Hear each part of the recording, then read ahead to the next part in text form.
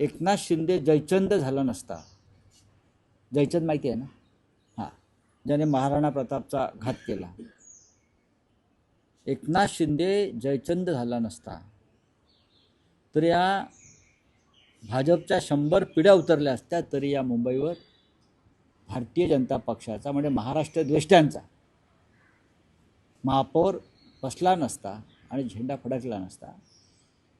एकनाथ शिंदे आणि त्यांच्या लोकांनी जी जयचंदगिरी केली, मला तर तो प्रसंग आठवतो आहे. शनिवार वाड्यावरचा जरीपटका उतरवला, शनिवार वाड्यावरचा मराठ्यांचा साम्राज्याचा जरीपटका उतरवणारा बाळाजी पंत नातू, आणि त्याने स्वतःच्या हाताने शनिवार वाड्यावरती युनियन जॅक फडकवला ब्रिटिशांचा. हे त्या अवलादीचे लोक आहेत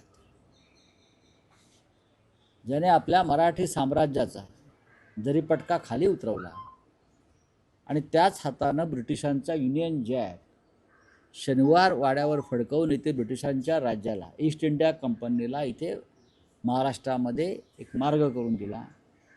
त्या बाळाजी पंत नातू व जयचंद यांच्या या अवलादी आहेत.